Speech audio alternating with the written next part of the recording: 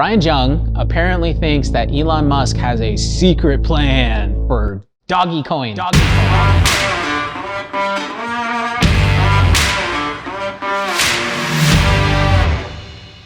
I think Elon Musk definitely has some plans for Dogecoin.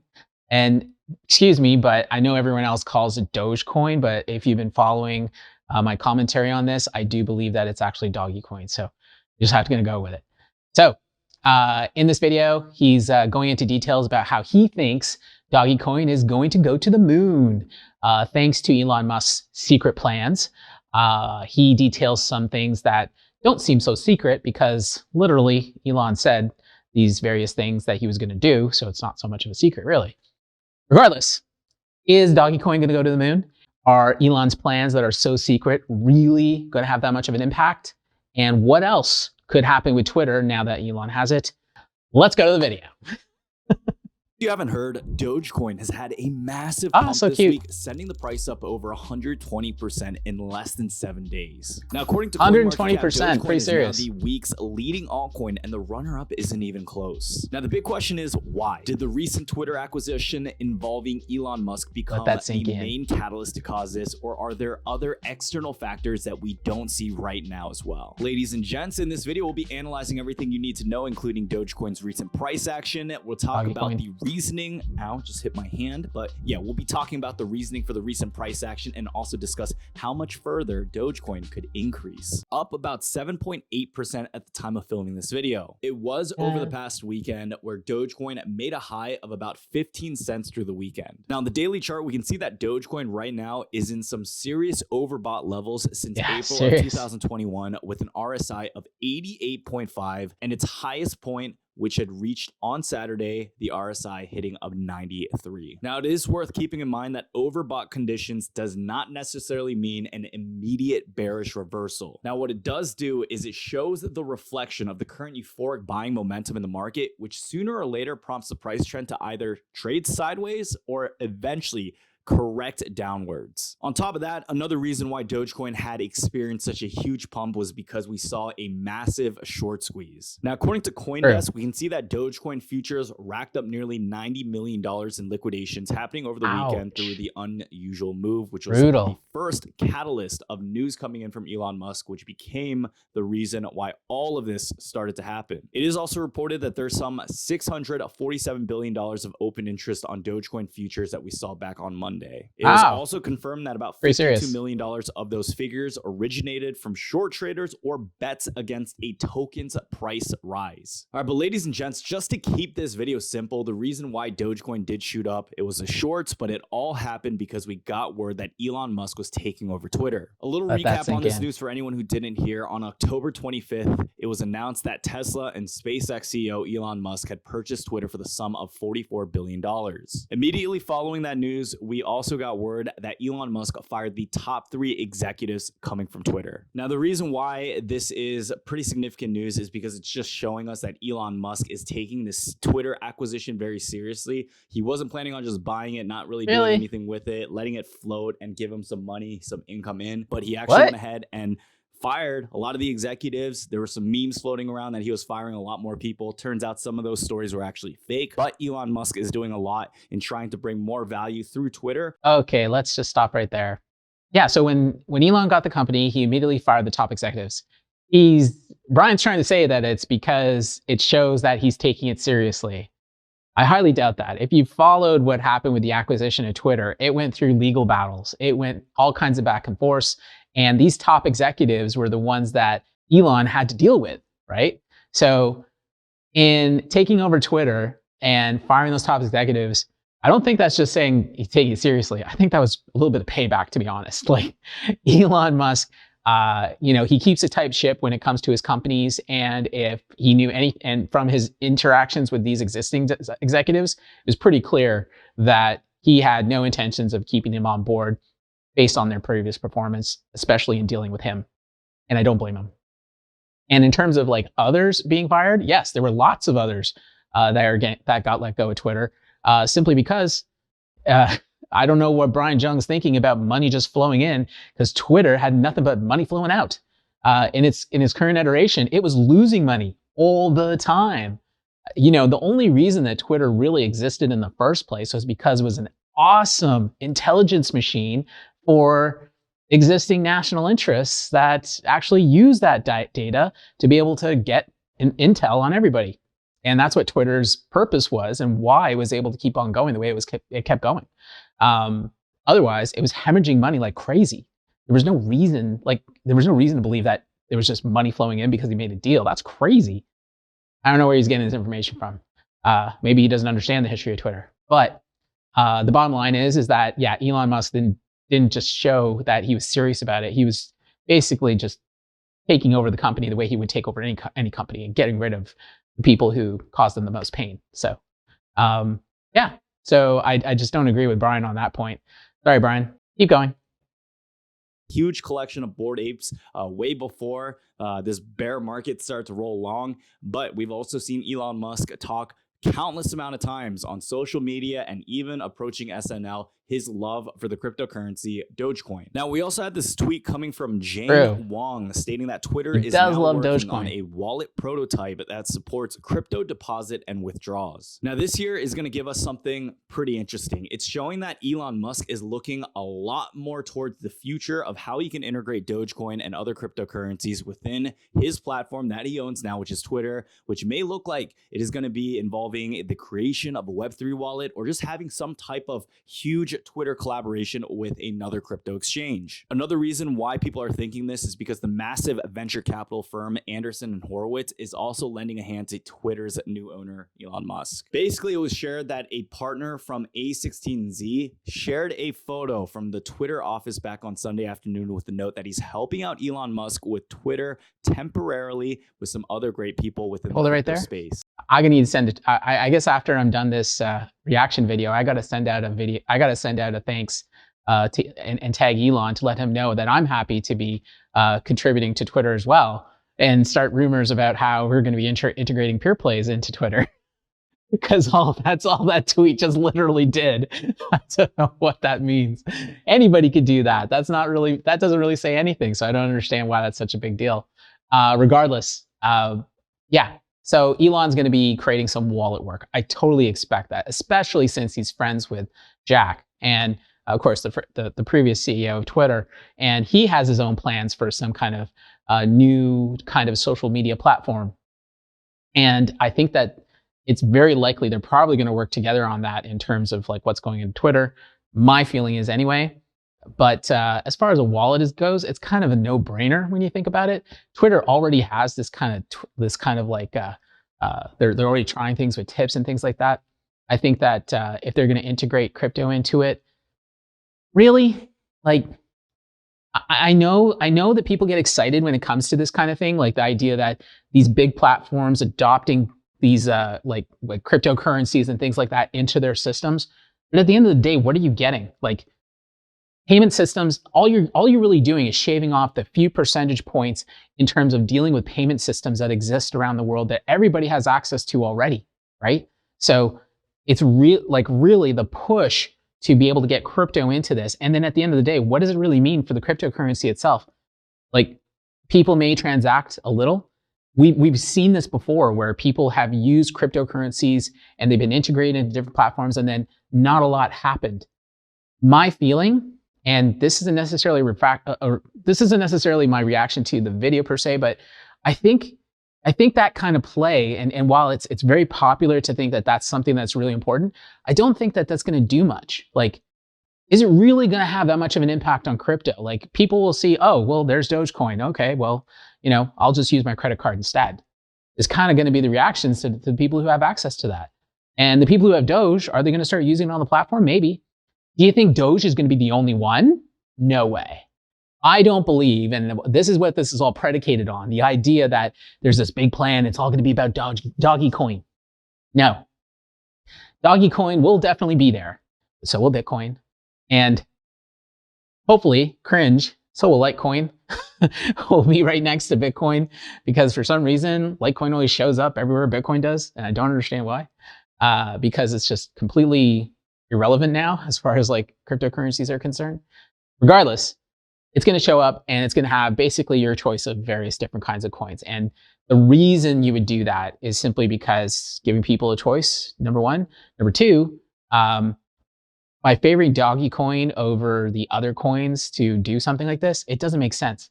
And by the way, that to me is anti-Musk.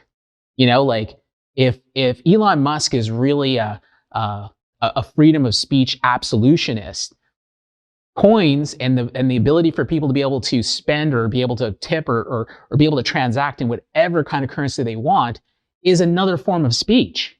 So do you think that he's going to censor like every other currency out there and just only use Doge? Doggy? No, I don't believe it. But this is the whole thing that's going on in the space, of course, to try to give some pump to Doggy Coin, and some people are going to buy into it. Why it's happening? I mean, it's pretty obvious. It's an easy kind of a story to run with. You know, it's the kind of thing that people can really easily understand. So they buy into it really quick, and maybe they go out and they buy a bunch of Doggy Coin just because they think it's going to continue to go up. And then you get videos like this talking about secret plans. Yeah, no, not going to happen. Just think about who Elon Musk is.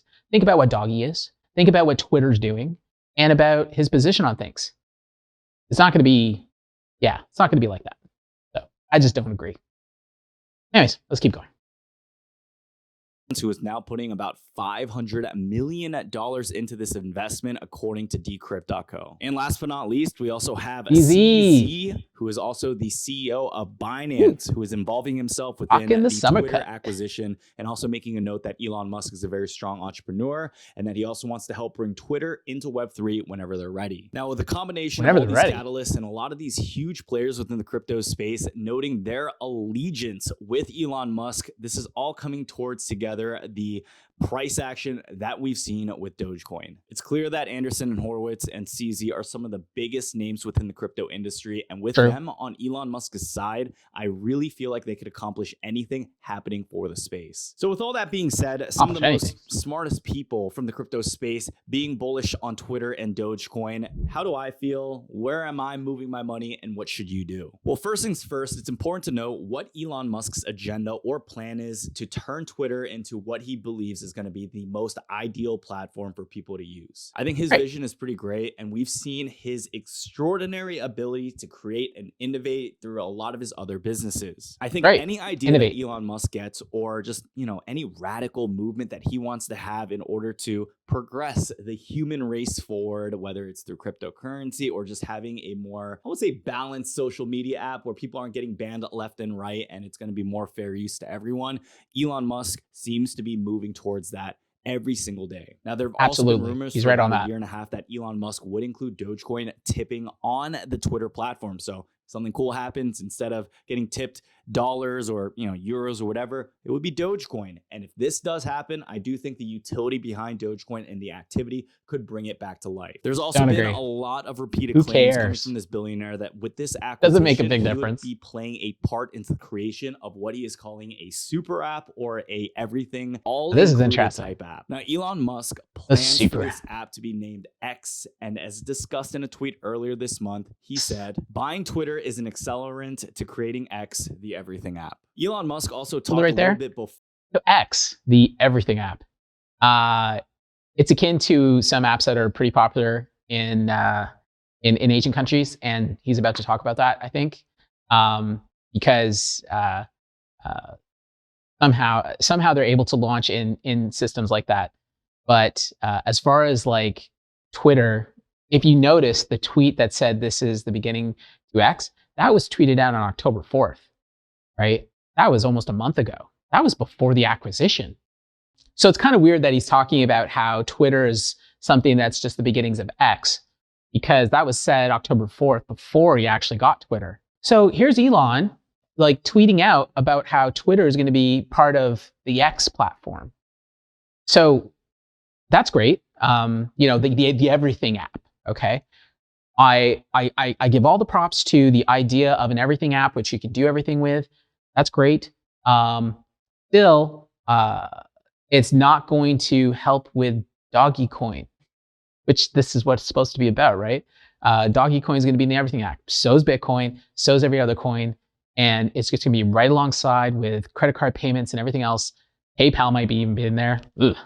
Don't want to use that just in case you post something on the Everything app and get charged $2,500 for it. But regardless, everything else is going to be there. So at the end of the day, why is anyone going to use it? Why is it even going to matter when you have all these options that you already use? And this is the problem. This is the problem with crypto, is that cryptocurrencies get treated like fiat currencies, and they're regarded as that. And here's the thing that I've been struggling with recently, is that the fact is that cryptocurrencies have given us the ability to reimagine what a currency should be, or what a currency could be, versus the way that fiat has been designed. A lot of what we're seeing is basically replicas of the fiat world, right? And in that replica world, what's the point? I might as well just use what's in front of me versus going over to this other thing. Why? Because it's a doggy, it's cute, it's a meme coin and everything else, right? I just don't get it. I feel like we're missing the boat in terms of how important cryptocurrencies are to the future, in terms of building a new future and being able to come up with new and innovative ways to use cryptocurrencies versus this, we'll use this instead of that kind of stuff. I get that there's some efficiencies to be had. I get it, but it's not that significant. You know, like there's already so many payments, like the payment networks exist. They're already doing what they do, right? There's nothing really breaking per se. And if it's all going into a single platform anyway, like that platform goes down, everything goes down anyway. So it doesn't matter. You're not even decentralized. I don't get the real relevance in terms of like some kind of moonshot, you know, like there's no I get it's like kind of like a news thing, right? So we'll buy on the rumor, secret plans, and then sell on the news. That's how it goes, right? But this seems more of the traditional finance kind of mind hack versus the innovative, change the world kind of approach, which he just said Elon Musk is all about, right? So maybe it's a bit off. Anyways, looks like he's going to talk more about this Everything app. So let's get it. Let's see what that's about.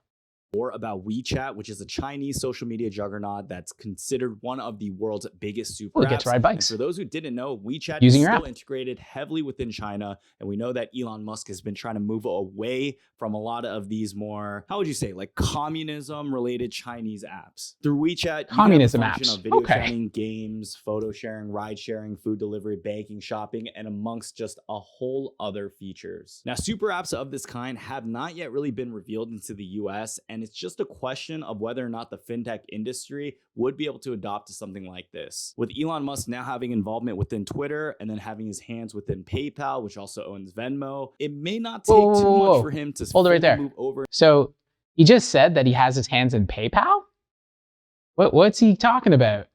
I guess he's referring maybe to his history with PayPal. Because he doesn't have his hands in PayPal. Like he said, with his acquisition of Twitter, with his hands in PayPal. That's what Brian just said, right? He said his hands in PayPal. That's not the case. Like he has nothing to do with PayPal now. That's such a weird thing to say, Brian. I hope you're not making misinformation, because PayPal will charge you $2,500. Let's keep going. To this space, and then we begin to see a one in all everything app as well. Now, as you guys know, I've been in Korea for the past few weeks as well, and it's also very similar here to having that one in everything app. Well, that's why his set's like that. He's in Korea right now. Like Kakao Taxi. I was wondering about that because he has a nice set usually. Kakao stores, and basically it's like one of those apps where you can use it for everything. They have Kakao Pay, and the US doesn't really have anything like that. But the question is whether or not we would move towards that, and whether or not Twitter would be a part of all of this innovation. Although there are some advantages to having a one in everything app where things are more easily integrated, you don't need hundreds of different apps, and it seems like it's a lot more smoother in terms of interfaces. Yeah, I think there are downsides where vulnerabilities and security does become a little bit more on the issue. And just another example, while I was here, one of these days, one of the cacao like databases, they caught on fire. So no one could use any of their apps. They couldn't message people. They couldn't use the ride sharing services. Yikes. So, I feel like the US is really one of the countries where we realize, okay, we don't want someone to ever have too much power. So I don't think we'd get to that level, but we've seen so much innovation take place, and you just never know where the next few years may take us. Let me know your guys' thoughts on the Everything app, and let me know, So here are my thoughts on the Everything app. So the US is the kind of place where we don't want one person or one company to have too much power.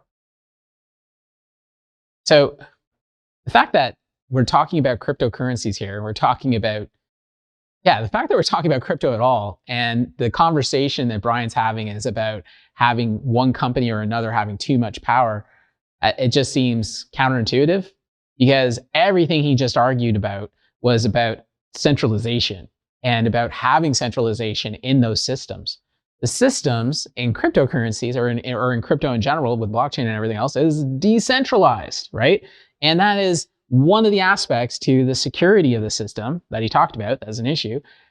Somebody's server caught on fire, that's okay because it's decentralized, and the others within the network will take care of the rest, right? And it won't affect anybody's data whatsoever. In that situation, I can't imagine what it'd be like if a database caught on fire and everybody's data got roasted, literally. That's insane. Why would you put that much of your life into one place, especially digitally today? The importance of your digital identity today, and in your digital, your digital footprint, the data, is so important to how you live and work. You can't just put that willy-nilly into one single company that controls it or holds it for you, and then expect to be able to, it's so much counterparty risk, So yeah, I don't think this one all-encompassing app is a great idea as far as a single company doing it. And the idea that this would be something introduced into the US marketplace under the Twitter brand, let's be honest, how many people do you know, even in your own circles, say, yeah, I just don't use Twitter. I just could never get into it. I never get it. Like, it only has a user base of a few 100 million. Like, that's nothing in the grand scheme of things. So the idea that that could be what actually comes into the US and takes over the market or something is crazy. Again, if that's the secret plan, pretty weak. I don't think that that's where it's going to go. The idea of this one app to do everything, though, if it's decentralized, it's not a bad idea. As long as it's decentralized networks, which are allowing you to do all these things, I am all for that.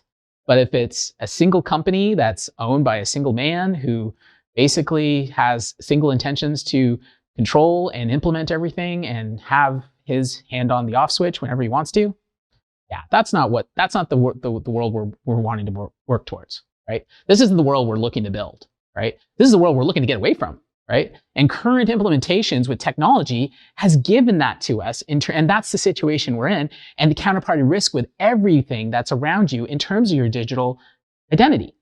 So, so Brian, I don't know if this is really the secret plan. I don't know if you really believe what you're talking about here, because maybe this is something that's popular in communist China, and I get that, because everybody has to use those things because they're forced to, basically. But in this space where there's competition, where there's a possibility of different people offering different things, and the fact that most people simply haven't adopted this all one thing is simply because we've got freedom of choice. There's a choice to be able to decide whether I'm going to use an app or not. Have you been to Canada recently, Brian? Because we just went through the Arrive Scam app, and it was ridiculous. We had a government forcing us to use an app to be able to cross the border. Like, it's crazy. And if you didn't, you got billed $6,800. What is that, right? It's just as bad as PayPal. $2,500 if you say something, $6,800 if you don't use an app. What kind of world are we coming to here? Like, what's going on, right? And I wonder how many people out there are asking these, are just wondering when they see this kind of thing, because it's not normal. Nothing like that's ever happened, right? And suddenly we're seeing it. So what's next? Is it more of this? Do you think that we're going to start getting fined if we don't start using the Everything app? Oh my. Okay. Off on a tangent there. I'm sorry. You know what? I'm done. I've seen enough. I can't keep going on the video. I'm sorry, Brian. I just don't agree with a lot of what you said. Some of the stuff you reported on was correct. It's good. But on the points about this secret plan with Elon Musk has for Dogecoin and to the moon and going to $1, all this kind of stuff. Yeah, I just don't see it. I don't think that that's where cryptocurrency is going. And I don't think Elon Musk is planning that either. I think that he will make it a multi-coin verse, and it won't be just about Doggy. Maybe he'll talk about Doggy specifically when he introduces this stuff, but you better believe there's going to be freedom of choice. If he is a freedom of speech absolutionist, as he claims to be, he's going to be a freedom of currency absolutionist just the same. And that's going to include every single cryptocurrency that's out there, whether it be Bitcoin, whether it be Litecoin, or whether it be whatever he can get into that platform to be able to give people a choice in what they're going to transact with. Because it's just like freedom of speech. It's giving them a choice to be able to say what they want to say, right? And they want to say what they want to say with how they spend and what they hold. Anyhow, those are my thoughts on Elon Musk's secret plan for Dogecoin, Doggycoin. Like and subscribe if you like this. Leave your comments in the bottom if you think differently. If you really think there is some kind of secret plan, hey, I'd love to hear it. I'd love to be able to respond to it, and let us know in the comments, and I'll be seeing you in the next one. Have a great day.